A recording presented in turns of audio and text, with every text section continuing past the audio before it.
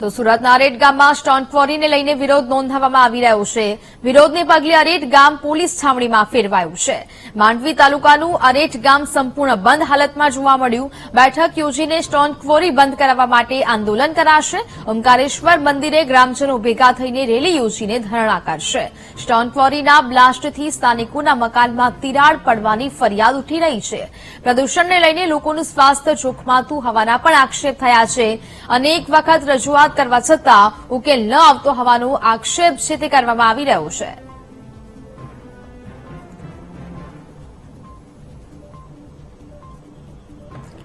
સંવાદદાતા નિર્મલ ફોનલાઈન પર જોડાયા છે. નિર્મલ, સુરતના અરેટ ગામમાં સ્ટોન ક્વોરીને લઈને વિરોધ નોંધાવવામાં આવી રહ્યો છે, શું વિગતો? હા જી, ચોક્કસથી સુરત જિલ્લાના માંડવી તાલુકાના અરેટ ગામે છેલ્લા 5 જેટલી સ્ટોન ક્વોરી ચાલી રહી છે.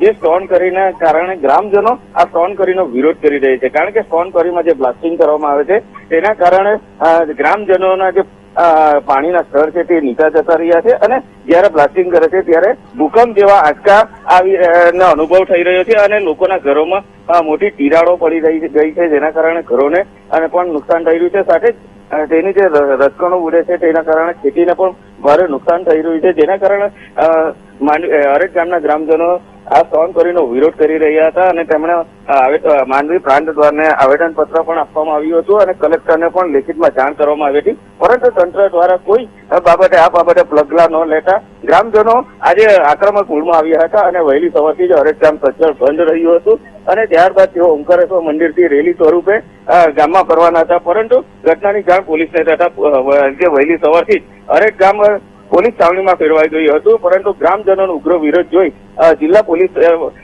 વડા એએસપી નિધિ ઠાકુર ઘટના સ્થળે દોડી આવ્યા હતા અને માંડવી નાયબ મામલતદાર પણ ઘટના સ્થળે દોડી આવ્યા હતા અને ત્યારબાદ ગ્રામજનો અને અધિકારીઓ વચ્ચે મિટિંગ કરવામાં આવી હતી અને કલેક્ટરને જાણ કરવામાં આવતા આગામી 3 દિવસમાં માંડવી પ્રાંત ઓફિસ ખાતે એક કમિટી બનાવીને આ મિટિંગ કરવામાં આવશે અને ત્યારબાદ આ જે સ્ટોન ક્વોરી બંધ કરવાનો મામલો છે તેનું નિરાકરણ કરવામાં આવશે.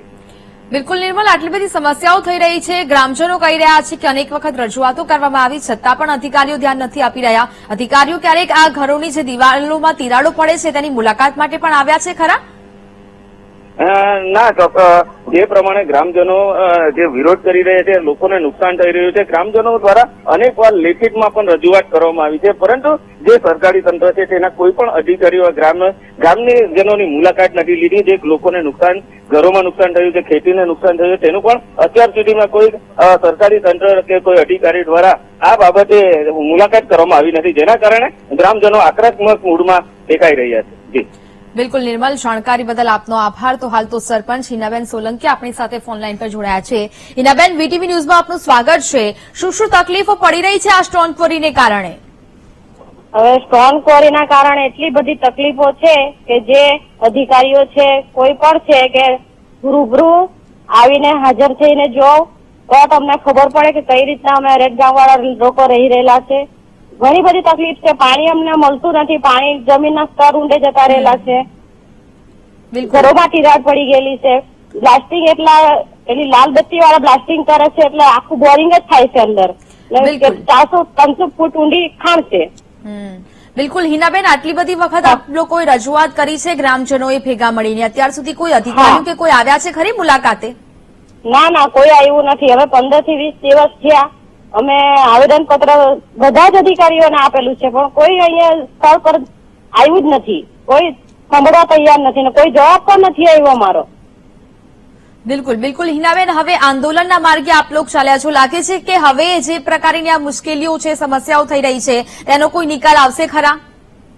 નિકાલ અમે લાવવાના જ છે, ગમે તે થાય. અમે ગામ એક છે તો અમે કઈ પણ કરીને હાઈકોર્ટ જઈએ, બીજો રસ્તો પણ અપનાવીએ, પણ અમે કઈ પણ કરવા તૈયાર છે. બિલકુલ હિનાબેન, આભાર આપનો વીટીવી ન્યૂઝ સાથે વાતચીત કરવા બદલ.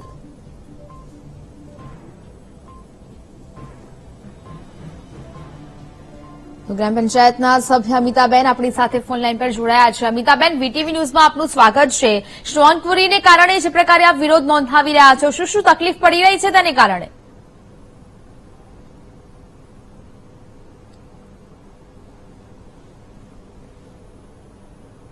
કોઈના પેર પટ્ટી છે એટલી બધી. બિલકુલ અમિતાબેન, મારો અવાજ આવી રહ્યો છે આપને? આવી રહ્યો છે મેડમ. બિલકુલ, સ્ટોન ક્વોરીને લઈને આપ લોકો વિરોધ નોંધાવી રહ્યા છો. શું શું તકલીફ પડી રહી છે ગામમાં? હા મેડમ, 300 ફૂટ પાણી અંદર ઉતારેલું છે, ઘરે ઘર પાણી નથી. હા, આ માર્ચ આવે એટલે તો પાણીના દેગડા લઈને લોકો કાકા ફરી વળશે. પાણી ની પીવાનું પાણી નહીં મળશે મેડમ. ને નવા ઘર બને તો મોટી ને મોટી તિરાડ છે આજે ઘરે બિલકુલ. ઘર. અત્યાર સુધી આપે કેટલી વખત રજૂઆત કરી છે અધિકારીઓને? રજૂઆતમાં આની અગાડી 5 વર્ષ પહેલા બી થયેલી, તો બી મામલો પછી દબાઈ ગયેલો. મતલબ મેડમ આ વખતે અરેટ આખું એક થઈ ગયેલું છે એમ. અમિતાબેન, કેટલા વર્ષોથી આપને આ મુશ્કેલીઓનો સામનો કરવો પડી રહ્યો છે? કેટલી વખત આપને તંત્રને રજૂઆત કરી, અધિકારીઓને રજૂઆત કરી છે? આ તો મેડમ અમે હમણાં મૂકેલું છે હવે, કારણ કે મામલતદારે અમને પરમિશન નહીં આપી આની રેલી કાઢવાની, એટલે આજે અમને શનિવારનો ટાઈમ આપેલો છે હવે. બિલકુલ, અત્યાર સુધી આપ જણાવી રહ્યા છો કે ઘણા લાંબા સમયથી આ પ્રકારની સમસ્યાઓનો સામનો ગ્રામજનો કરી રહ્યા છે. સતત ઘરોમાં દિવાલમાં તિરાડો પડવી, આ બધી સમસ્યાઓ છે. કોઈ અધિકારીઓ એક પણ વખત મુલાકાતે આવ્યું છે ખરા? ના મેડમ, કોઈ આવ્યું જ નથી. અમે બોલાતા છે, અરે ખરા કેટલી વાર બોલાતા છે, કોઈ અધિકારી ઘરમાં ઘૂસવા નહીં રાજી આજે. બિલકુલ, તો હવે ધરણા અને આંદોલન કરી રહ્યા છો. હવે આ સમસ્યાનો નિકાલ આવવો જોઈએ ખરા? લાગી રહ્યું છે કે હવે કોઈ પગલા લેવામાં આવશે? હા, નિકાલ આવી જ જશે મેડમ. બિલકુલ અમિતાબેન, આશા રાખીએ છીએ કે આ સમસ્યાનો જલ્દીથી ઉકેલ આવે. આપ અમારી સાથે જોડાયા તે બદલ આપનો આભાર. તો ગ્રામજનો હાલ તો આંદોલન માર્ગે હવે નીકળ્યા છે. અરેટ ગામમાં સ્ટોન ક્વોરીનો સતત વિરોધ છે તે થઈ રહ્યો છે. ગ્રામજનોએ સજ્જડ બંધ રાખીને આ વિરોધ નોંધાવ્યો છે અને હવે સમગ્ર ગામ છે તે પોલીસ છાવણીમાં પણ ફેરવાયું છે.